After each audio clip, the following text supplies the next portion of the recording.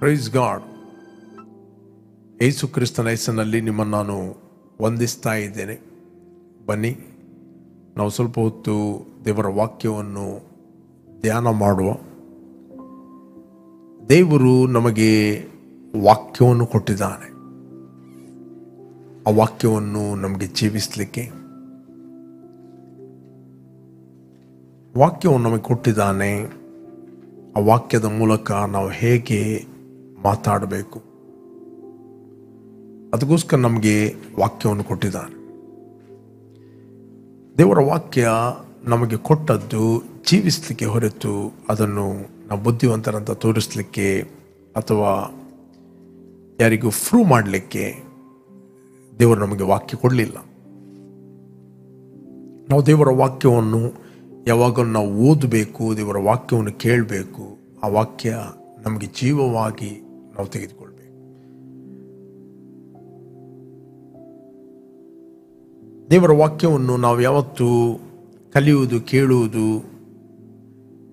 ಇತರರಿಗೆ ನಾವು ಪ್ರೂವ್ ಮಾಡಲಿಕ್ಕೆ ಅಲ್ಲ, ಅಥವಾ ಆರ್ಗ್ಯುಮೆಂಟ್ ಮಾಡಲಿಕ್ಕೆ ಕೂಡ ಅಲ್ಲ, ನಾವು ಬುದ್ಧಿವಂತರಂತ ತೋರಿಸಲಿಕ್ಕೆ ಅಲ್ಲ. That is all pride. ಅದೊಂದು ರೀತಿಯ ಅಹಂಕಾರ. ಬೈಬಲ್ ಇರ್ತದೆ, ದೇವರು ಅಹಂಕಾರಿಗಳನ್ನು ಎದುರಿಸ್ತಾನೆ, ದೀನರಿಗಾದರೂ ಹೆಚ್ಚಾದ ಕೃಪೆಯನ್ನು ಕೊಡುತ್ತಾನೆ. ಯಾರು ದೀನರು ಅಂತ ಹೇಳಿದರೆ ಯಾವಾಗಲೂ ಆತನನ್ನು ಡಿಪೆಂಡ್ ಆಗೋರು. ಸಮ್ಟೈಮ್ಸ್ ನಿನ್ನ ಹತ್ರ ಮಿಸ್ಟೇಕ್ಗಳಾಗಿರ್ಬೋದು, ತಪ್ಪುಗಳಾಗಿರ್ಬೋದು, ಬಟ್ ದೇವರ ವಾಕ್ಯವೇ ಇರುವಂಥದ್ದು ನಮ್ಮ ಮಿಸ್ಟೇಕ್ಗಳನ್ನು ಸರಿಪಾಡಿ ತಿದ್ದಿ ನಾವು ಎವ್ರಿ ಟೈಮ್ ದೇವರ ಕಡೆಗೆ ತಿರುಗುವಂಥದ್ದು. ಸ್ವಾರ್ಥ ಎಂದರೆ ಅದು ಗುಡ್ ನ್ಯೂಸ್. ಎವ್ರಿ ಟೈಮ್ ನಾವು ದೇವರ ವಾಕ್ಯವನ್ನು ಕೇಳುತ್ತಿರುವಾಗ ನಾವು ಒಳ್ಳೆಯ ಸುದ್ದಿಯನ್ನು ನಾವು ಕೇಳುತ್ತೇವೆ. ದ ಗುಡ್ ನ್ಯೂಸ್ ಈಸ್, ಈ ಒಳ್ಳೆಯ ಸುದ್ದಿ ಅಂತ ಹೇಳಿದರೆ ನಾವು ಏನು ಮಾಡಿದ್ದೇವೆ ಅಲ್ಲ, ಆತನು ಏನು ಮಾಡಿದ್ದಾನೆ.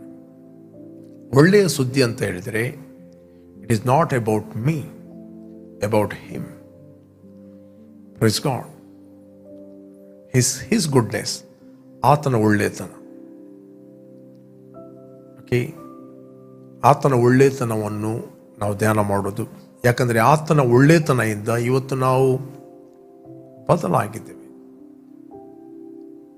Okay, repentance every day it is a process. Every day ನಾವು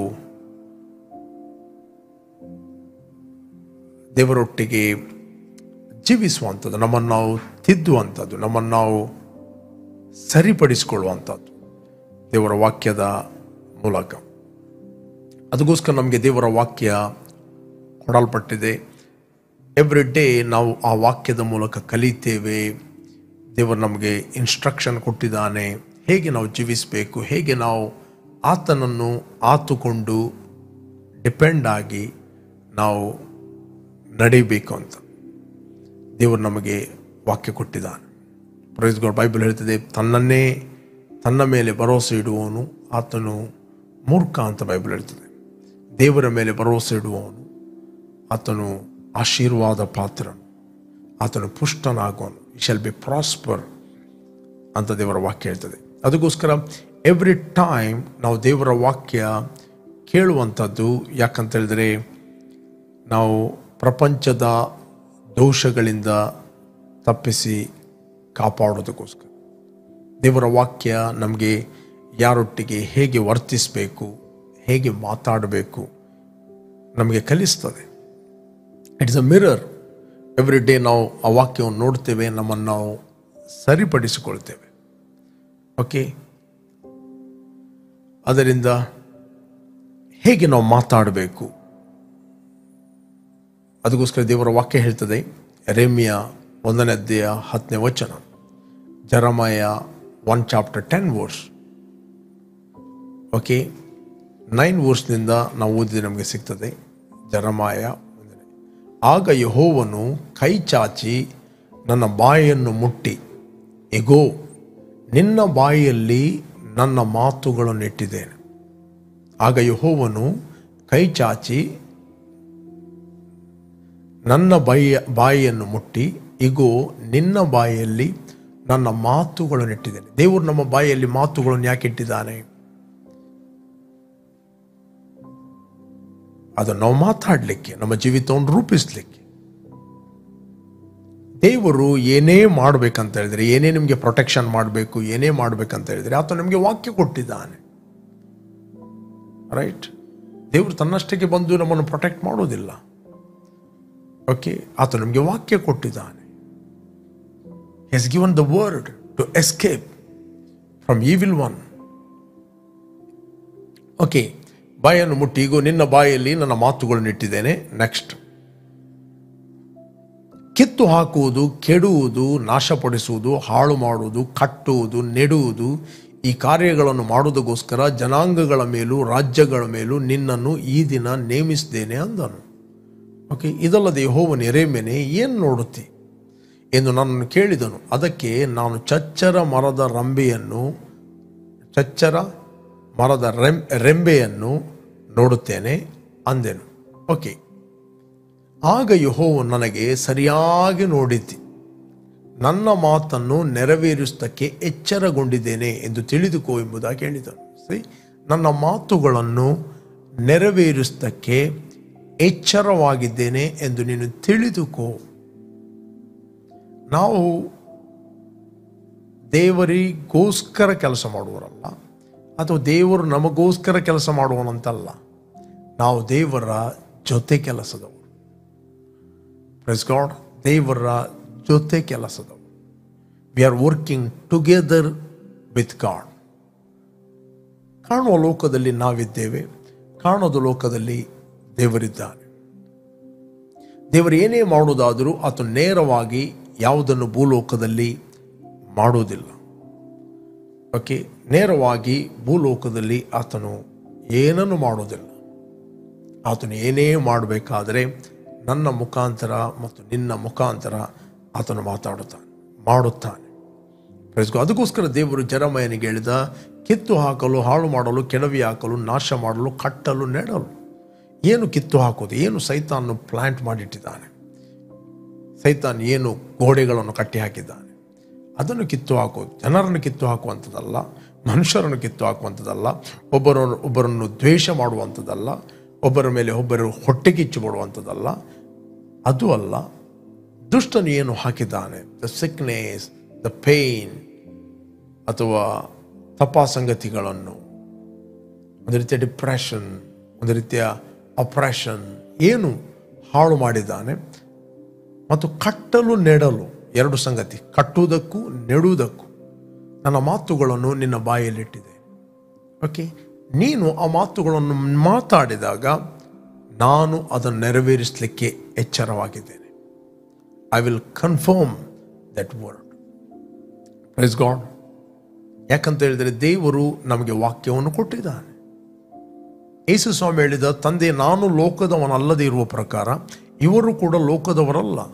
ಲೋಕದಿಂದ ಇವರನ್ನು ತೆಗೆಯಬೇಕೆಂದು ನಾನು ಕೇಳಿಕೊಳ್ಳುವುದಿಲ್ಲ, ಕೆಡುಕನಿಂದ ಇವರನ್ನು ತಪ್ಪಿಸಿ ಕಾಪಾಡು. ನಿನ್ನ ವಾಕ್ಯವನ್ನು ನಾನು ಇವರಿಗೆ ಕೊಟ್ಟಿದ್ದೇನೆ. Praise God. ಹೇಗೆ ಆ ವಾಕ್ಯವನ್ನು ನೀನು ಅಪ್ಲೈ ಮಾಡುತ್ತೆ? ಇಡೀ ದಿನ ಸತ್ಯವನ್ನು ಓದುವಾಗ ಯಾರಿಗೆ ಹೇಗೆ ಉತ್ತರ ಕೊಡುವುದು, ಯಾರಿಗೆ ಹೇಗೆ ನಾನು ಬುದ್ಧಿವಂತ ತೋರಿಸುವಂಥದ್ದು, ಹೇಗೆ ನಾನು ಪ್ರಮೋಟ್ ಮಾಡುವಂಥದ್ದು, ಹೇಗೆ ನಾನು ಇತರನ್ನು ಕೆಳಗೆ ಹಾಕುವಂಥದ್ದು ಆ ವಾಕ್ಯದ ಮುಖಾಂತರ, ಹೇಗೆ ಇನ್ನೊಬ್ಬರನ್ನು ಕೆಡಿಸುವಂಥದ್ದು, ಹೇಗೆ ಇನ್ನೊಬ್ಬರ ತಪ್ಪುಗಳನ್ನು ಹುಡುಕುವಂಥದ್ದು, ಹೇಗೆ ನೀನು ವಾಕ್ಯವನ್ನು ಓದ್ತಾ ಇದ್ದಿ. ಎವ್ರಿ ಟೈಮ್ ವಾಕ್ಯವನ್ನು ಓದುವಾಗ ಯಾವ ಸ್ಪೆಕ್ಸ್ ಹಾಕಿ ನೀನು ವಾಕ್ಯ ಓದ್ತಾ ಇದ್ದಿ?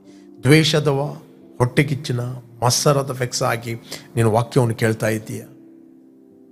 You are deceiving yourself. ನಿನ್ನನ್ನು ಮೋಸ ಮಾಡ್ತಾ ಇದ್ದಿ,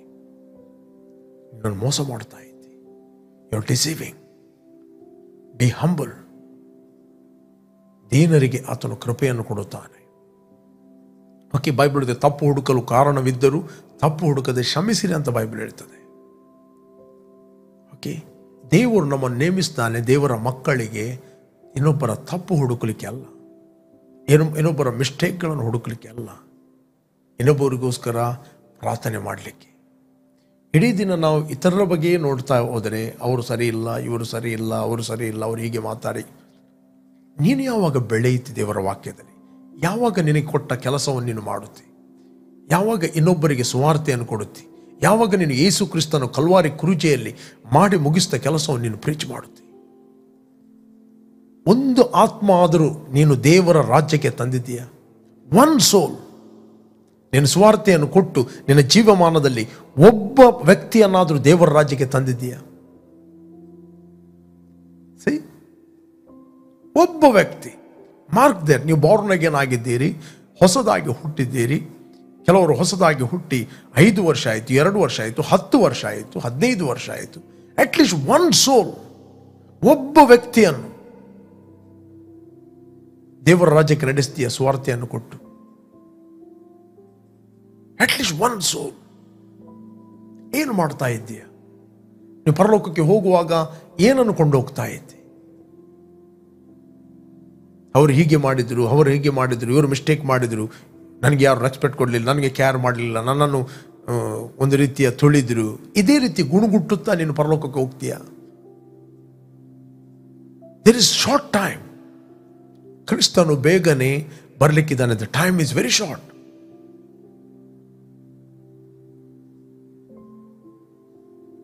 right? Time is very short.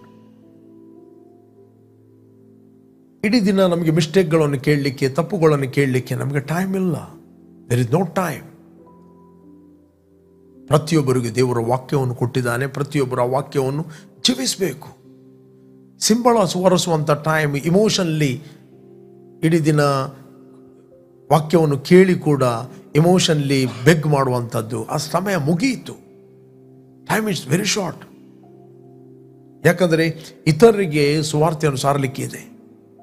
ಅಪೊಸ್ತಲ ಪೌಲ ಹೇಳ್ತಾನೆ, ಕಾಲವನ್ನು ನೋಡಿದರೆ ನೀವು ಬೋಧಕರಾಗಬೇಕಿತ್ತು. ದೈವೋಕ್ತಿಗಳ ಮೂಲ ಪಾಠವನ್ನು ನಿಮಗೆ ತಿರುಗಿ ಕಲಿಸಿಕೊಡಬೇಕಾದ ಕಾರಣ ನೀವು ಹಾಲು ಕುಡಿಯತಕ್ಕವರೇ ಹೊರತು ಗಟ್ಟಿಯಾದ ಆಹಾರವನ್ನು ತಿನ್ನತಕ್ಕವರಲ್ಲ. ಗಟ್ಟಿಯಾದ ಆಹಾರ ಯಾರಿಗೆ ಅಂದರೆ, ಜ್ಞಾನೇಂದ್ರಿಯಗಳನ್ನು ಸಾಧನೆಯಿಂದ ಶಿಕ್ಷಿಸಿಕೊಂಡು ಇದು ಒಳ್ಳೆಯದು ಇದು ಕೆಟ್ಟದೆಂದು ಭೇದವನ್ನು ಅರಿತವರಿಗೋಸ್ಕರ.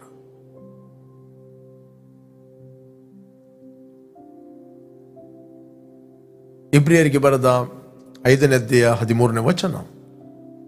ಹಿಬ್ರೂಸ್ ಇಬ್ರಿಯರಿಗೆ ಬರೆದ 12ನೇ ವಚನ. ಕಾಲವನ್ನು ನೋಡಿದರೆ ನೀವು ಇಷ್ಟರೊಳಗೆ ಬೋಧಕರಾಗಬೇಕಿದ್ದರು. ಒಬ್ಬನು ನಿಮಗೆ ದೈವೋಕ್ತಿಗಳ ಮೂಲ ಪಾಠಗಳನ್ನು, ಅಂದರೆ ಬೇಸಿಕ್ ಟೀಚಿಂಗ್, ಮೂಲ ಪಾಠಗಳನ್ನು ತಿರುಗಿ ಕಲಿಸಿಕೊಡಬೇಕಾಗಿದೆ. ಓಕೆ, ಏನು ಆ ಮೂಲ ಪಾಠ? 6ನೇ ಅಧ್ಯಾಯದಲ್ಲಿ ನಾನು ಓದ್ತೇನೆ. 6ನೇ ಅಧ್ಯಾಯದಲ್ಲಿ 1ನೇ ವಚನ. 6ನೇ ಅಧ್ಯಾಯ 1ನೇ ವಚನ. ಓಕೆ, ಆದ್ದರಿಂದ ನಿರ್ಜೀವ ಕರ್ಮಗಳ ಮೇಲೆ ನಂಬಿಕೆಯನ್ನು ಬಿಟ್ಟು ಬಿಟ್ಟು ದೇವರಲ್ಲಿಯೇ ನಂಬಿಕೆ ಇಡಬೇಕಾದದ್ದು. Okay, next. ಸ್ಥಾನ ಹಸ್ತಾರ್ಪಣೆಗಳ ವಿಷಯವಾದ ಉಪದೇಶ, ಸತ್ತವರಿಗೆ ಪುನರುತ್ಥಾನ, ನಿತ್ಯವಾದ ನ್ಯಾಯ ತೀರ್ಪಿದೆ ಎಲ್ಲರಿಗೆ ಉಂಟೆಂದು ಇವುಗಳನ್ನು ಪದೇ ಪದೇ ಅಸ್ಥಿವಾರವನ್ನು ಹಾಕದೆ ಕ್ರಿಸ್ತನ ವಿಷಯವಾದ ಪ್ರಥಮ ಬೋಧನೆಯನ್ನು ಕುರಿತು ಇನ್ನು ಮಾತಾಡದೆ ಪೂರ್ಣವಾದ ತಿಳುವಳಿಕೆಗೆ ಸಾಗುತ್ತಾ ಹೋಗೋಣ. ಕ್ರಿಸ್ತನ ವಿಷಯವಾದ ಪ್ರಥಮ ಬೋಧನೆ, ರೈಟ್? ಇನ್ನು ಮಾತಾಡದೆ ಪೂರ್ಣವಾದ ತಿಳುವಳಿಕೆಗೆ ಸಾಗುತ್ತಾ ಹೋಗೋಣ, ಬೈಬಲ್ ಹೇಳ್ತದೆ. ಮತ್ತು ದೇವರ ಚಿತ್ತವಾದರೆ ಹೀಗೆ ಸಾಗುತ್ತಾ ಹೋಗುವೆವು. ಪ್ರಥಮ ಬೋಧನೆ. ಎಷ್ಟು ವರ್ಷ ಹೋದರೂ ಅದೇ ಫೌಂಡೇಶನ್ನೇ ಗೊತ್ತಿಲ್ಲ, ಫೌಂಡೇಶನ್ನೇ ಕನ್ಫ್ಯೂಷನ್, ರೈಟ್? ಗೊತ್ತಿಲ್ಲ.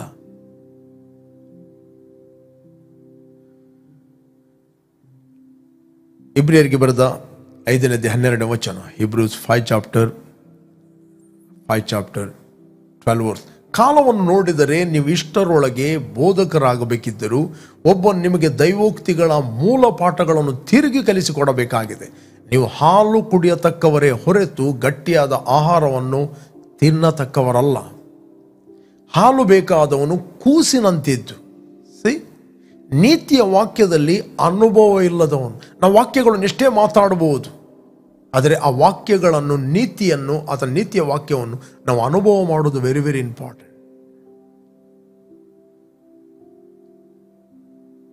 ಎಜಾರನಿದ್ದ ನಾವು ನೋಡ್ತೇವೆ, ಆತನು ದೇವರ ವಾಕ್ಯವನ್ನು ಅಭ್ಯಾಸ ಮಾಡಲಿಕ್ಕೂ ಬೈಬಲ್ ಹೇಳ್ತದೆ ಅದನ್ನು ಅನುಸರಿಸಲಿಕ್ಕೂ ಮತ್ತು ಬೋಧಿಸಲಿಕ್ಕೂ ತೀರ್ಮಾನ ಮಾಡಿದನು ಅಂತ ಬೈಬಲ್ ಹೇಳ್ತದೆ. ದೇವರ ವಾಕ್ಯವನ್ನು ಅಭ್ಯಾಸ ಮಾಡಿದ, ಅದನ್ನು ಅಪ್ಲೈ ಮಾಡಿದ, ಅದನ್ನು ಜೀವಿಸಿದ ನಂತರ ಅದನ್ನು ಆತನು ಬೋಧಿಸಿದ.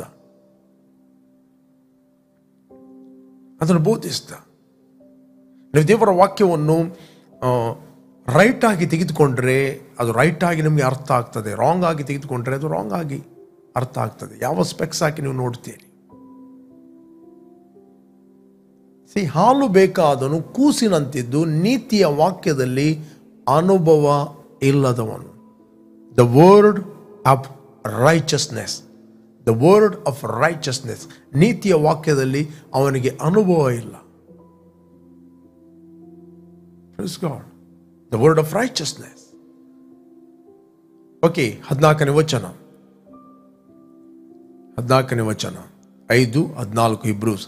ಗಟ್ಟಿಯಾದ ಆಹಾರವು ಪ್ರಾಯಸ್ಥರಿಗೋಸ್ಕರ. ಇಲ್ಲಿ ಪ್ರಾಯಸ್ಥರು ಅಂತ ಹೇಳಿದ್ರೆ ಗಡ್ಡಮೇಷಿ ಬಿಳಿದವರಲ್ಲ. ಓಕೆ, ಇಲ್ಲಿ ಪ್ರಾಯಸ್ಥರು ಸ್ಪಿರಿಚುವಲ್ ಮೆಚೋರ್ ವ್ಯಕ್ತಿಗಳು, ಸ್ಪಿರಿಚುವಲಿ ಡೆವಲಪ್ ಆದವರು, ಸ್ಪಿರಿಚುವಲಿ ಬೆಳೆದವರು. ಗಟ್ಟಿಯಾದ ಆಹಾರವು ಪ್ರಾಯಸ್ಥರಿಗೋಸ್ಕರ, ಅಂದರೆ ಜ್ಞಾನೇಂದ್ರಿಯಗಳು. ಇಲ್ಲಿ ಜ್ಞಾನೇಂದ್ರಿಯಗಳು ಮಾತಾಡುವಂಥದ್ದು ಶಾರೀರಿಕ ಜ್ಞಾನೇಂದ್ರಿಯಗಳಲ್ಲ, ದ ಸ್ಪಿರಿಚುವಲ್ ಜ್ಞಾನೇಂದ್ರಿಯಗಳು. ಹೇಗೆ ನಿಮ್ಮ ಶರೀರಕ್ಕೆ ಹೊರಗಿನ ಮನುಷ್ಯನಿಗೆ 2 ಕಣ್ಣು ಇದೆ, 2 ಕಿವಿ ಇದೆ, ಮೂಗು ಇದೆ, ನಾಲಿಗೆ ಇದೆ, ಅದೇ ರೀತಿ ಸ್ಪರ್ಶ ಇದೆಯೋ, ಅದೇ ರೀತಿ ನಿಮ್ಮ ಇನ್ನರ್ ಮ್ಯಾನಿಗೆ, ಬಾರ್ನ್ ಅಗೇನ್ ಆದ ವ್ಯಕ್ತಿಗೂ ಕೂಡ 2 ಕಣ್ಣಿದೆ, 2 ಕಿವಿ ಇದೆ, ನಾಲಿಗೆ ಇದೆ, ಮೂಗು ಇದೆ, ಫೀಲಿಂಗ್ ಇದೆ, ಸ್ಪರ್ಶ ಇದೆ. ಈ ಇಂದ್ರಿಯಗಳ ಮೂಲಕ ನೀವು ಸ್ಪಿರಿಚುವಲ್ ವರ್ಲ್ಡ್ ಅನ್ನು ಕಮ್ಯುನಿಕೇಟ್ ಮಾಡುತ್ತೀರಿ. You can communicate the word of the spiritual world. ಆತ್ಮಿಕ ಲೋಕವನ್ನು ನೀವು ಸಂಪರ್ಕ ಮಾಡುತ್ತೀರಿ. ಓಕೆ, ದ ಬೈಬಲ್ ಹೇಳ್ತಿದೆ ಜ್ಞಾನೇಂದ್ರಿಯಗಳನ್ನು ಸಾಧನೆಯಿಂದ ಶಿಕ್ಷಿಸಿಕೊಂಡು. ಸಾಧನೆ ಅಂತ ಹೇಳಿದರೆ ಪುನಃ ನೀವು ದೇಹವನ್ನು ಒಂದು ಜಿಮ್ಮಿಗೆ ಹೋದರೆ, ನೀವು ವರ್ಕೌಟ್ ಮಾಡಬೇಕಾದ್ರೆ ನೀವೇನು ಮಾಡ್ತೀರಿ? ಪುನಃ ವರ್ಕೌಟ್ ಮಾಡುತ್ತೀರಿ. ಒಬ್ಬನಿಗೆ 100 ಮೀಟರ್ ಓಡ್ಲಿಕ್ಕಿದೆ ಅಂತ ಹೇಳಿದರೆ, ಅಥವಾ ಸ್ವಿಮ್ಮಿಂಗ್ ಕಾಂಪಿಟೇಷನ್ಗೆ ಹೋಗ್ಬೇಕಂತ ಹೇಳಿದರೆ, ಅವನು ಸಾಧನೆಯಿಂದ ಪುನಃ ಸಾಧನೆ ಮಾಡುತ್ತಾನೆ. ಓಕೆ, ಒಂದು ವೇಳೆ ಅವನು 100 ಮೀಟರ್ 9 ಸೆಕೆಂಡಲ್ಲಿ ಓಡಬೇಕಾದ್ರೆ ಒಂದೇ ದಿನದಲ್ಲಿ ಓಡಲಿಕ್ಕೆ ಆಗುವುದಿಲ್ಲ. ಅವನಿಗೆ ಚಾಂಪಿಯನ್ ಆಗಬೇಕಂತ ಹೇಳಿದ್ರೆ ಆತನು 5 ಗಂಟೆಗೆ ಹೇಳ್ತಾನೆ, 4 ಗಂಟೆಗೆ ಹೇಳ್ತಾನೆ, 3-4 ಅವರ್ಸ್ ಆತನು ವರ್ಕೌಟ್ ಮಾಡುತ್ತಾನೆ, ಸಾಧನೆ ಮಾಡುತ್ತಾನೆ, ಪ್ರಾಕ್ಟೀಸ್ ಮಾಡುತ್ತಾನೆ. ಅದೇ ರೀತಿ ದ ಸ್ಪಿರಿಚುವಲ್ ಸೆನ್ಸ್ಗಳು ನಮ್ಮದು ಆಕ್ಟಿವೇಟ್ ಆಗಬೇಕಂದ್ರೆ ಸಾಧನೆ. ಹೇಗೆ ಸಾಧನೆ ಮಾಡೋದು? ಫಾರ್ ಎಕ್ಸಾಂಪಲ್, ನಿಮ್ಮ ದೇಹಕ್ಕೆ ಆರೋಗ್ಯ ಬೇಕು. ನೀತಿಯ ವಾಕ್ಯ ಏನು ಹೇಳ್ತದೆ? ನೀತಿಯ ವಾಕ್ಯ ಹೇಳ್ತದೆ ನಾವು ಪಾಪದ ಪಾಲಿಗೆ ಸತ್ತು ನೀತಿವಂತರಾಗಿ ಜೀವಿಸುವಂತೆ ನಮ್ಮ ಪಾಪಗಳನ್ನು ಆತನು ತನ್ನ ದೇಹದಲ್ಲಿ ಹೊತ್ತುಕೊಂಡೋಗಿ ಮರಣದ ಕಂಬವನ್ನು ಏರಿದನು, ಆತನ ಗಾಯಗಳಿಂದ ನಿಮಗೆ ಗುಣವಾಯಿತು. ಓಕೆ, ಗುಣವಾಯಿತು. ನೀನು ಪುನಃ ಮೆಡಿಟೇಟ್ ಮಾಡುವಂಥದ್ದು, ಹೇಳುವಂಥದ್ದು, I am healed in the name of Jesus, I am a life giving spirit. Okay, I have the life of God. ದೇವರ ಜೀವವು ನನ್ನ ಒಳಗಿದೆ. I am a brand new person. I am not walk by sight, I am walk by faith. ನಾನು ನೋಡುವನಾಗಿ ನಡೆಯುವುದಿಲ್ಲ, ನಾನು ನಂಬುವನಾಗಿ ನಾನು ನಡೆಯುವನಾಗಿದ್ದೇನೆ. I refuse to be sick. ಅದರರ್ಥ ಸಿಂಪ್ಟಮ್ಸ್ಗಳು ಬರುವುದಿಲ್ಲ ಅಂತಲ್ಲ, ಆಪರೇಷನ್ಗಳು ಬರುವುದಿಲ್ಲ ಅಂತಲ್ಲ, ಲೋನ್ಲಿನೆಸ್ ನಿಮಗೆ ಬರುವುದಿಲ್ಲ ಅಂತಲ್ಲ, ಇನ್ನೊಬ್ಬರ ಮೇಲೆ ಮತ್ಸರ, ದ್ವೇಷ, ಶರೀರದ ಮೇಲೆ ಅಟ್ಯಾಕ್ ಮಾಡುವುದಿಲ್ಲ ಅಂತ ಅರ್ಥ ಅಲ್ಲ. ಅದು ಮಾಡುತ್ತಿರುವಾಗಲೂ ನೀನು ಹೇಳ್ತೀನಿ, ನಾನು ದೇವರಿಂದ ಹುಟ್ಟಿದವನು. ದೇವರ ಧಾರಾಳವಾದ ಪ್ರೀತಿ ರಸವು ಪವಿತ್ರಾತ್ಮನ ಮೂಲಕ ನನ್ನ ಹೃದಯದಲ್ಲಿ ಸುರಿಯಲ್ಪಟ್ಟಿದೆ. ಧಾರಾಳವಾದ ಪ್ರೀತಿ ರಸವು ಪವಿತ್ರಾತ್ಮನ ಮೂಲಕ ನನ್ನ ಹೃದಯದಲ್ಲಿ ಸುರಿಯಲ್ಪಟ್ಟಿದೆ. ನಾನು ಬಹು ತಾಳ್ಮೆ ಉಳ್ಳವನು, ನಾನು ಹೊಟ್ಟೆಗಿಚ್ಚು ಪಡುವುದಿಲ್ಲ, ಮರ್ಯಾದೆಗಟ್ಟು ನಡೆಯುವುದಿಲ್ಲ. I never hate anyone. ನಾನು ಯಾರನ್ನು ದ್ವೇಷಿಸ್ತಿಲ್ಲ, ನನಗೆ ಆಗುವುದಿಲ್ಲ ಎಂಬುದು ಯಾರೂ ಕೂಡ ಇಲ್ಲ. See, you are meditating God's word. ನೀನು ದೇವರ ವಾಕ್ಯವನ್ನು ಪುನಃ ಅದರ ಒಳಗೆ ನೀನು ನೋಡ್ತಿ, ನಿನ್ನ ಸ್ಪಿರಿಚುವಲ್ ಸೆನ್ಸ್ಗಳು ಆಕ್ಟಿವೇಟ್ ಆಗುತ್ತದೆ. ನೀನು ದೇವರ ಆತ್ಮನಿಗೆ ಕಾಣದ ಲೋಕದಲ್ಲಿ ಸಂವೇದನಶೀಲನಾಗುತ್ತಿ. ನೆಕ್ಸ್ಟ್ ನಿನಗೆ ಡಿಸರ್ನ್ಮೆಂಟ್ ಸ್ಟಾರ್ಟ್ ಆಗ್ತದೆ, ಇದು ಒಳ್ಳೆಯದು, ಇದು ಕೆಟ್ಟದೆಂದು. ನಿನಗೆ ಅದರ ಭೇದ ಅರ್ಥ ಆಗ್ತದೆ. ಸಾಧನೆಯಿಂದ ಶಿಕ್ಷಿಸಿಕೊಂಡು ಇದು ಒಳ್ಳೆಯದು, ಅದು ಕೆಟ್ಟದೆಂದು ಭೇದವನ್ನು ತಿಳಿದವರಿಗೋಸ್ಕರ. ಇಲ್ಲ ಅಂತ ಹೇಳಿದರೆ ಸೈತಾನನು ಬಂದು ನಿಮ್ಮ ಆಲೋಚನೆಗಳಲ್ಲಿ ಆಲೋಚನೆ ಮಾಡಿ ಮಾತಾಡುತ್ತಾನೆ. ನೀವು ಅನ್ನಿಸ್ತೀರಿ ಇದು ನನ್ನದೇ ಆಲೋಚನೆ ಅಂತ. ಒಬ್ಬನ ನೋಡುವಾಗ ದ್ವೇಷ ಬರ್ತದೆ, ಇನ್ನೊಬ್ಬನ ನೋಡುವಾಗ ಹೊಟ್ಟೆಕಿಚ್ಚು ಸ್ಟಾರ್ಟ್ ಆಗ್ತದೆ, ಇನ್ನೊಬ್ಬನ ನೋಡುವಾಗ ಸಿಟ್ಟು ಬರ್ತದೆ, ಇನ್ನೊಬ್ಬನ ನೋಡುವಾಗ ಹೇಗೆ ಅವನನ್ನು ಕೆಳಗೆ ಹಾಕುವುದು, ಹೇಗೆ ಅವನಿಗೆ ಅದು ವಾಕ್ಯಗಳನ್ನು ಕೂಡ ಅದೇ ಸೆನ್ಸ್ ನಾಲೆಜಲ್ಲಿ ವಾಕ್ಯವನ್ನು ಓದುವಂಥದ್ದು.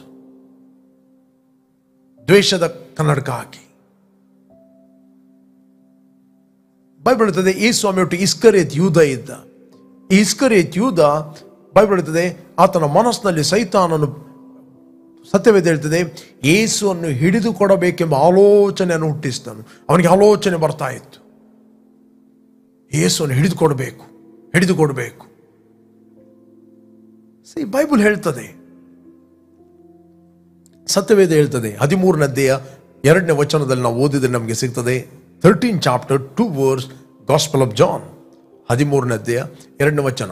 ಅವರು ಊಟಕ್ಕೆ ಕೂತುಕೊಂಡಿದ್ದರು, ಅಷ್ಟರೊಳಗೆ ಸೈತಾನನು ಸೀಮೋನನ ಮಗನಾದ ಇಸ್ಕರಿಯೋತ್ ಯೂದನ ಮನಸ್ಸಿನಲ್ಲಿ ಯೇಸುವನ್ನು ಹಿಡಿಕೊಡಬೇಕೆಂಬ ಆಲೋಚನೆಯನ್ನು ಹುಟ್ಟಿಸಿದನು.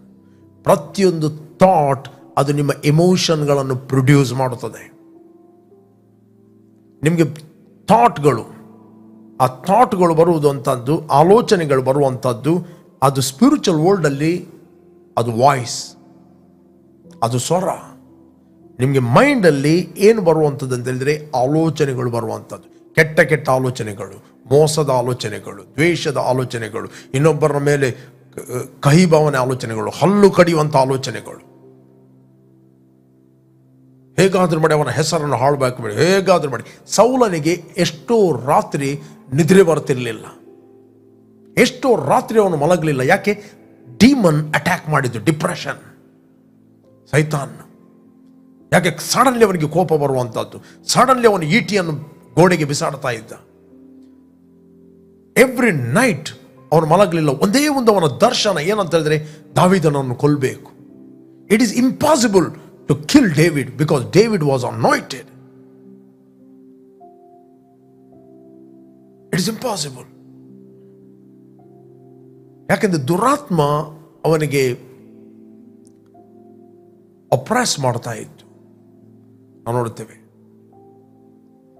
ಇಸ್ಕರಿಯೋತ್ ಯೂದನ ಮನಸ್ಸಿನಲ್ಲಿ ಯೇಸುವನ್ನು ಹಿಡಿದುಕೊಡಬೇಕೆಂಬ ಆಲೋಚನೆಯನ್ನು ಸೈತಾನನು ಹುಟ್ಟಿಸಿದ. ಅವನಿಗೆ ಆಲೋಚನೆ ಬಂತು. ಆಲೋಚನೆ ಎಲ್ಲಿಂದ ಬಂತು ಅಂತ ಗೊತ್ತಿಲ್ಲ, ಆಲೋಚನೆ ಬರ್ತಾ ಉಂಟು. ಕೆಲವರಿಗೆ ಕೆಲವು ಆಲೋಚನೆಗಳು ಬರ್ತವೆ, ಒಬ್ಬಂಟಿಕತನದ ಆಲೋಚನೆಗಳು, ರಿಜೆಕ್ಷನ್ ಆಲೋಚನೆಗಳು, ನನ್ನನ್ನೆಲ್ಲರೂ ಕೈ ಬಿಟ್ಟಿದ್ದಾರೆ, ತಿರಸ್ಕಾರ ಆಲೋಚನೆಗಳು, ಅವರೇ ಅವರನ್ನು ಕೆಳಗೆ ಹಾಕುವಂತಹದ್ದು. ರೈಟ್? ಆಗ ಆ ಆಲೋಚನೆಗಳು ಕಂಟಿನ್ಯೂ ಆಗಿ ಮಾಡಿದಾಗ ನಿಮ್ಮ ಭಾವನೆಗಳಲ್ಲಿ ಇಮೋಷನ್ಗಳನ್ನೋದು ಪ್ರೊಡ್ಯೂಸ್ ಮಾಡುತ್ತದೆ. ಪ್ರತಿಯೊಂದು ನಿಮ್ಮ ಭಾವನೆಗಳು ಪ್ರೊಡ್ಯೂಸ್ ಆದಾಗ ನಿಮಗೆ ಗೊತ್ತಾಗುವುದಿಲ್ಲ ಅದು ಆಲೋಚನೆ ಎಲ್ಲಿಂದ ಬರ್ತಾ ಅಂತ. ಸೈತಾನು ಡೈರೆಕ್ಟ್ ಆಗಿ ಬಂದು ಕೊಂಬು ಇಟ್ಕೊಂಡು ಮಾತಾಡುವುದಿಲ್ಲ, ನಿಮ್ಮ ಆಲೋಚನೆಗಳಲ್ಲಿ ಆಲೋಚನೆ ಮಾಡಿ ಒಂದಾಗಿ ಮಾತಾಡುತ್ತಾನೆ. ಆ ಇಮೋಷನ್ಗಳು ನಿಮ್ಮ ಡಿಸಿಷನ್ ಅನ್ನು ಪ್ರೊಡ್ಯೂಸ್ ಮಾಡ್ತದೆ. ನೀವು ಡಿಸೈಡ್ ಮಾಡುತ್ತೀರಿ. ನೆಕ್ಸ್ಟ್ ಕಂಟಿನ್ಯೂ ಆಗಿ ಆಲೋಚನೆ ಮಾಡಿದಾಗ ಆ ಡಿಸಿಷನ್ ಅನ್ನು ನೀವು ಆ್ಯಕ್ಷನಿಗೆ ಕೊಂಡು ಹೋಗ್ತೀರಿ. ಪ್ರತಿಯೊಂದು ನಿಮ್ಮ ಆ್ಯಕ್ಷನ್ ಏನು ಮಾಡುತ್ತೆ ಅಂತ ಹೇಳಿದ್ರೆ ರಾಂಗ್ ಕ್ಯಾರೆಕ್ಟರ್ಗಳನ್ನು ಪ್ರೊಡ್ಯೂಸ್ ಮಾಡುತ್ತದೆ, ತಪ್ಪಾದ ಕ್ಯಾರೆಕ್ಟರ್ಗಳನ್ನು ಪ್ರೊಡ್ಯೂಸ್ ಮಾಡುತ್ತದೆ. ಫೈನಲಿ ಮನುಷ್ಯನ ಒಳಗೆ ಏನು ಆಲೋಚನೆ ಮಾಡುತ್ತಾನೋ ಅದೇ ಅವನು ಆಗ್ತಾನೆ. ಒಮ್ಮೆಲೆ ಆಗುವಂಥದ್ದಲ್ಲ. ಅದರ ಬದಲು ದೇವರ ವಾಕ್ಯದ ಮೂಲಕ ನಿಮ್ಮ ಆಲೋಚನೆಗಳನ್ನು ರಿಪ್ಲೇಸ್ ಮಾಡಿರಿ. ಯೇಸು ಹೇಳಿದ, ನನ್ನ ಕುರಿಗಳು ನನ್ನ ಸ್ವರವನ್ನು ಕೇಳುತ್ತವೆ. ನೀವು ಯಾವಾಗ ದೇವರ ವಾಕ್ಯವನ್ನು ಮೆಡಿಟೇಟ್ ಮಾಡುತ್ತೀರಿ, it will go down in your emotion, decision. ಅದು ನಿಮ್ಮ ಒಳಗೆ ನೀವು ಆ ವಾಕ್ಯಗಳನ್ನು ಆ್ಯಕ್ಟ್ ಮಾಡುತ್ತೀರಿ, ವಾಕ್ಯಗಳನ್ನು ಕಾರ್ಯರೂಪಕ್ಕೆ ತರುತ್ತೀರಿ. ಕಡೆಗೆ ಆ ವಾಕ್ಯ ಏನು ಹೇಳ್ತದೆ ಅದೇ ನೀವು ಹಾಕಿತ್ತೀರಿ, ಪರಿವರ್ತನೆಗೊಳ್ಳುತ್ತೀರಿ. ಜ್ಞಾನೋಕ್ತಿ 23:7 ಹೇಳ್ತದೆ, ಮನುಷ್ಯನ ಒಳಗೆ ಏನು ಆಲೋಚನೆ ಮಾಡುತ್ತಾನೋ ಅದೇ ಅವನು ಆಗಿದ್ದಾನೆ. ನೀನು ಸಿಕ್ಕಂತ ಇಡೀ ದಿನ ಧ್ಯಾನ ಮಾಡುವುದಾದರೆ ನೀನು ಸಿಕ್ಕೇ ಆಗಿರುತ್ತಿ. ಎಷ್ಟು ಮಂದಿ ಆರೋಗ್ಯಕ್ಕೋಸ್ಕರ ಪ್ರಾರ್ಥನೆ ಮಾಡು. ನೀನೊಬ್ಬ ಬಡವ ಅಂತ ನಿನ್ನ ಒಳಗಿಂದ ಆಲೋಚನೆ ಮಾಡಿದರೆ ಯಾವಾಗಲೂ ನೀನು ಬಡವನಾಗುತ್ತಿ. ಯಾಕಂದರೆ ನಿನ್ನ ಒಳಗೆ ಸಾಲ ಎಂಬ ಆಲೋಚನೆ ಬಂತಂತ ಹೇಳಿದರೆ ನಿನಗೆ ಕೋಟಿ ರೂಪಾಯಿ ಕೊಟ್ಟರು ನೀನು ಪುನಃ ಬೀಳುವುದು ಸಾಲದಲ್ಲಿ. ಯಾಕಂದರೆ ನಿನ್ನ ಒಳಗೆ ಫಿಕ್ಸ್ ಆಗಿದೆ ಸಾಲ ಮೆಂಟಾಲಿಟಿ. ಓಕೆ, ಏನು ನೀವು ಆಲೋಚನೆ ಮಾಡ್ತಾ ಇದ್ದೀರಾ? ಹೇಗೆ ನೀವು ವಾಕ್ಯವನ್ನು ತೆಗೆದುಕೊಳ್ತಾ ಇದ್ದೀರಿ? ಹೇಗೆ ನಿಮಗೋಸ್ಕರ ನೀವು ವಾಕ್ಯವನ್ನು ಅಪ್ಲೈ ಮಾಡುತ್ತೀರಿ? ಬಟ್ ದೇವರು ನಮಗೆ ವಾಕ್ಯವನ್ನು ಕೊಟ್ಟಿದ್ದಾನೆ. ಅದನ್ನು ಕೇವಲ ಈ ಕಿವಿಯಲ್ಲಿ ಕೇಳಿ ಈ ಕಿವಿಯಲ್ಲಿ ಬಿಡಲಿಕ್ಕೆ ಅಲ್ಲ, ಅದನ್ನು ಆಲೋಚನೆ ಮಾಡಿರಿ, ಧ್ಯಾನ ಮಾಡಿರಿ. It will produce your emotion, your decision, your action, your character. ಅದು ಹೊರಗೆ ಬರುತ್ತದೆ. ಅದಕ್ಕೆ ಕಾಲವನ್ನು ನೋಡಿದರೆ ನೀವು ಬೋಧಕರಾಗಬೇಕಿತ್ತು. ಒಬ್ಬನು ದೈವೋಕ್ತಿಗಳ ಮೂಲ ಪಾಠವನ್ನು ನಿಮಗೆ ತಿರುಗಿ ಕಲಿಸಿಕೊಡಬೇಕಾದ ಕಾರಣ ನೀವು ಹಾಲು ಕುಡಿಯತಕ್ಕವರೇ ಹೊರತು ಗಟ್ಟಿಯಾದ ಆಹಾರ ತಿನ್ನತಕ್ಕವರಲ್ಲ. ಹಾಲು ಬೇಕಾದವನು ನೀತಿಯ ವಾಕ್ಯದಲ್ಲಿ ಅನುಭವ ಇಲ್ಲದವನು. ಗಟ್ಟಿಯಾದ ಆಹಾರ ಯಾರಿಗೆ ಅಂದರೆ ಜ್ಞಾನೇಂದ್ರಿಯಗಳನ್ನು ಶಿಕ್ಷಿಸಿಕೊಂಡು, ದಟ್ ಈಸ್ ಯುವರ್ ರೆಸ್ಪಾನ್ಸಿಬಿಲಿಟಿ. ಸಾಧನೆಯಿಂದ ಶಿಕ್ಷಿಸಿಕೊಂಡು ಇದು ಒಳ್ಳೆಯದು ಇದು ಕೆಟ್ಟದು ಎಂಬ ಭೇದವನ್ನು ಅರಿತವರಿಗೋಸ್ಕರ. ಯಾವಾಗ ನೀವು ಭೇದವನ್ನು ಅರಿತೀರಿ ನೀವು ಅದನ್ನು ರಿಜೆಕ್ಟ್ ಮಾಡುತ್ತೀರಿ. ಓಕೆ, ಸಿಕ್ನೆಸ್ಗಳನ್ನು ನೀವು ರಿಜೆಕ್ಟ್ ಮಾಡುತ್ತೀರಿ.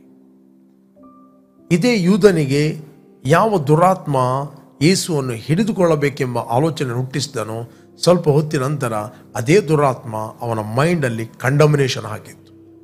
ನಾನು ತಪ್ಪು ಮಾಡಿದೆ, ದೇವರು ನನ್ನ ಕ್ಷಮಿಸ್ತಿಲ್ಲ. ಸೈತಾನ ಸುಳ್ಳು ಹೇಳಿದ. ದೇವರ ಕನಿಕರವನ್ನು ಆತ ನೆನಪಿಗೆ ತರಲಿಲ್ಲ, ದೇವರ ಪ್ರೀತಿಯನ್ನು ಆತ ನೆನಪಿಗೆ ತರಲಿಲ್ಲ. ಅವನು ಪುನಃ ಖಂಡಿಸಿದ. ಕಡೆಗೆ ಅದೇ ಆತ್ಮ ಅವನಿಗೆ ಸೂಸೈಡ್ಗೆ ಕೊಂಡೋಗಿತ್ತು. ಯಾಕೆ ಜನ ಸೂಸೈಡ್ ಮಾಡುತ್ತಾರೆ? They are not trusting in god. ದೇವರ ಮೇಲೆ ಭರವಸೆ ಇಡೋ ವ್ಯಕ್ತಿ ಸೂಸೈಡ್ ಮಾಡುವುದಿಲ್ಲ. If you trust in God, we refuse to suicide. ಎಲ್ಲಿ ಹೋಗ್ತಿ ಸೂಸೈಡ್ ಮಾಡಿದರೆ? ನಿನ್ನ ದೇಹವನ್ನು ಮಾತ್ರ ಬಿಟ್ಟು ಅಷ್ಟೇ. ಭೂಲೋಕದಲ್ಲಿ ದೇವರು ನಿನಗೆ ಇಷ್ಟು ಇಂಪಾರ್ಟೆಂಟ್ ದೇಹವನ್ನು ಕೊಟ್ಟಿದ್ದಿ, ಅದನ್ನು ಕಿಲ್ ಮಾಡ್ತಾ ಇದ್ದಿ. ನಿಮ್ಗೆ ಗೊತ್ತಾ, ಚಂದ್ರ ಲೋಕಕ್ಕೆ ಹೋಗುವಂತ ಆ ಸ್ಪೇಸ್ ಸೂಟಿಗೆ $1 billion $1 billion ಅಂದರೆ $100 ಕೋಟಿ. ಇಂಡಿಯಾಸು ಎಷ್ಟೋ ರುಪೀಸ್ ಆಗ್ತದೆ? 8,000 ಕೋಟಿ ರುಪೀಸ್ ಒಂದು ಆ ಸ್ಪೇಸ್ ಸೂಟಿಗೆ, ಚಂದ್ರಲೋಕಕ್ಕೆ ಹೋಗುವಂಥದ್ದು. ಎಲ್ಲವೂ ಅದು ಆಕ್ಸಿಜನ್ ಎವ್ರಿಥಿಂಗ್ ಅದು ಪ್ರೊಡ್ಯೂಸ್ ಮಾಡ್ತದೆ. ಬಟ್ ದೇವರು ನಮಗೆ ಭೂಲೋಕದಲ್ಲಿ ಅದಕ್ಕಿಂತ ಅಮೂಲ್ಯವಾದ ದೇಹವನ್ನು ಕೊಟ್ಟಿದ್ದಾನೆ. ಭೂಲೋಕದಲ್ಲಿ ನಮಗೆ ಸಂಪರ್ಕ ಮಾಡಲಿಕ್ಕೆ ಬೈಬಲ್ ಹೇಳ್ತಿದೆ, ನಾವು ನೋಡುವವರಾಗಿ ನಡೆಯುವವರಲ್ಲ, ನಾವು ನಂಬಿಕೆಯಲ್ಲಿ ನಡೆಯುವವರು. ದೇಹ ಎಂಬ ಮನೆಯಲ್ಲಿ ವಾಸ ಮಾಡುವ ತನಕ ನಾವು ಕರ್ತನಿಗೆ ದೂರದ ಪ್ರವಾಸಿಗಳಾಗಿದ್ದೇವೆ. ಪ್ರಿಯರೇ, ನಮ್ಮ ಆತ್ಮದಲ್ಲಿ ಬಾರ್ನ್ ಅಗೇನ್ ಆದ ಆತ್ಮದಲ್ಲಿ ಇನ್ನೊಬ್ಬರ ವಿಷಯದಲ್ಲಿ ದ್ವೇಷ ಇಲ್ಲ, ಮತ್ಸರ ಇಲ್ಲ, ತಪ್ಪು ಹುಡುಕುವಿಕೆ ಇಲ್ಲ. ನಾವು ಪರಲೋಕಕ್ಕೆ ಹೋದಾಗ ನಾವೆಲ್ಲರೂ ಒಂದೇ ಆಗಿದ್ದೇವೆ. ಅಲ್ಲಿ ಯಾರು ಯಾರ ಬಗ್ಗೆ ಕೂಡ ತಪ್ಪು ಹೊರಿಸ್ತಿಲ್ಲ. Only love, only joy, only peace, only love. ನಾನು ನಿಮ್ಗೆ ಎನ್ಕರೇಜ್ ಮಾಡ್ತೀನಿ, ಎಲ್ಲಿಂದ ನೀವು ವೀಕ್ಷಿಸ್ತಾ ಇದ್ದೀರಿ, ದೇವರ ವಾಕ್ಯವನ್ನು ನೀವು ಪರ್ಸನಲ್ ಆಗಿ ತೆಗೆದುಕೊಳ್ಳ್ರಿ. God loves you so much, we are all one. Praise God. ಅದನ್ನು ಮೆಡಿಟೇಟ್ ಮಾಡ್ರಿ. Refuse to be lonely, refuse to be depress. God loves you so much. ದೇವರು ನಿಮ್ಮನ್ನು ಪ್ರೀತಿ ಮಾಡುತ್ತಾನೆ. ನಿಮ್ಮ ಜೀವಿತವನ್ನು ಸುಮ್ಮನೆ ಹಾಳು ಮಾಡಬೇಡ್ರಿ. ಏನೋ ನಿನ್ನ ಹತ್ರ ಮಿಸ್ಟೇಕ್ ಆಗಿದೆ. ದೇವರಾದುಕೊಂಡವರ ಮೇಲೆ ತಪ್ಪು ಹೊರಿಸುವವರು ಯಾರು? ದೇವರೇ ನಮ್ಮನ್ನು ನೀತಿವಂತರೆಂದು ಕರೆದ ಮೇಲೆ ಅಪರಾಧ ಎಂದು ಹೇಳುವವರು ಯಾರು? ನೀತಿವಂತನು 7 ಸರ್ತಿ ಬಿದ್ದರೂ ಅವನು ಏಳುತ್ತಾನಂತ ದೇವರ ವಾಕ್ಯ ಹೇಳ್ತದೆ. ನಾವು ಕ್ರಿಸ್ತನ ಕೈಯಲ್ಲಿ ಸುರಕ್ಷಿತವಾಗಿದ್ದೇವೆ. ನೋವನು ನಾವೆಯಲ್ಲಿದ್ದ, ಪ್ರಳಯ ಬಂದು ಎಲ್ಲ ಜನರು ಲೋಕದವರು ಬೀಳ್ತಾ ಇದ್ದರು, ಮುಳುಗ್ತಾ ಇದ್ದರು. ಬಟ್ ನೋವನ್ನು ನಾವೇ ಅಲ್ಲಾಡ್ತಾ ಇದ್ದು. ನೋವ ಬಿದ್ದರು, ಎಲ್ಲಿ ಬೀಳ್ತಾ ಇದ್ದ? ನಾವೇ ಎಲ್ಲಿ ಬೀಳ್ತಾ ಇದ್ದ? ಒಂದು ವೇಳೆ ನೀನು ಬಿದ್ದಿದ್ದೀಯೋ, ಎಲ್ಲಿಂದ ಬಿದ್ದಿದ್ಯೋ? ಬೈಬಲ್ ಐತೆ, ಅಲ್ಲಿಂದ ಏಳು. ನೀನು ಎಲ್ಲಿ ಬಿದ್ದಿದ್ದಿ? ಬಿದ್ದರು ಕ್ರಿಸ್ತನ ಕೈಯಲ್ಲಿ ಬಿದ್ದಿದ್ದಿ. ಬೈಬಲ್ ಹೇಳ್ತದೆ, ಏಳು, ಪ್ರಕಾಶಿಸು, ನಿನಗೆ ಬೆಳಕು ಬಂತು. ಎಲ್ಲಿಂದ ಬಿದ್ದಿದ್ದಿ ಎಂದು ನೆನಪಿಗೆ ತಂದುಕೊಂಡು ಅಲ್ಲಿಂದ ಏಳು. Arise and do right things. Praise God. ಒಳ್ಳೆಯ ಸಂಗತಿಗಳನ್ನು, ರೈಟ್ ಸಂಗತಿಗಳನ್ನು ಮಾಡು. You will be a great blessing. ನೀನು ಯಾರೇ ಆಗಿರ್ಬೋದು, ಎಲ್ಲಿಂದಲೇ ವಾಚ್ ಮಾಡಿರ್ಬೋದು, ದೇವರು ನಿಮ್ಮನ್ನು ಈ ಭೂಲೋಕದಲ್ಲಿ ಇಟ್ಟಿದ್ದಾನೆ ಅನೇಕರಿಗೆ ಬ್ಲೆಸ್ ಮಾಡಲಿಕ್ಕೆ. ಒಂದು ವೇಳೆ ದೇವರು ನಿನಗೆ ಒಳ್ಳೆಯ ಬಿಸ್ನೆಸ್ ಕೊಟ್ಟಿದ್ದಾನೆ, to bless the world, bless the people. ದೇವರು ನಿನಗೆ ಒಳ್ಳೆಯ ಕೆಲಸ ಕೊಟ್ಟಿದ್ದಾನೆ, to be a blessing to many people. ಯಾವಾಗ ಈ ಮೆಂಟಾಲಿಟಿಯನ್ನು ಜೀವಿಸ್ತೀರಿ, you are function in the kingdom. ನೀನು ದೇವರ ರಾಜ್ಯದಲ್ಲಿ ಫಂಕ್ಷನ್ ಆಗುತ್ತೆ. Okay, let's pray. ಯಾರು ನೀವು ಫಸ್ಟ್ ಟೈಮ್ ವೀಕ್ಷಿಸ್ತಾ ಇದ್ದೀರಿ, ಇಷ್ಟವರಿಗೆ ಯೇಸುವನ್ನು ರಕ್ಷಕನ ಒಡೆಯನೆಂದು ಅಂಗೀಕಾರ ಮಾಡಲಿಲ್ಲ, ನಿಮ್ಮ ಹೃದಯದಲ್ಲಿ ಆತನು ಕರೆ. Let's pray. Thank you Father. ಭೂಮಿ ಆಕಾಶಗಳನ್ನು ಉಂಟು ಮಾಡಿದ ಸರ್ವಶಕ್ತನಾದ ನನ್ನ ತಂದೆ ಯೇಸುವಿನ ನಾಮದಲ್ಲಿ ನಾವು ನಿನ್ನ ಸನ್ನಿಧಿಯಲ್ಲಿದ್ದೇವೆ. ಯೇಸುವೆ, ನೀನು ಸುರಿಸಿದ ರಕ್ತದ ಮೂಲಕ ನಮ್ಮ ಅಪರಾಧಗಳು ಪರಿಹಾರವಾಗಿ ನಮಗೆ ಬಿಡುಗಡೆ ಆಯಿತು.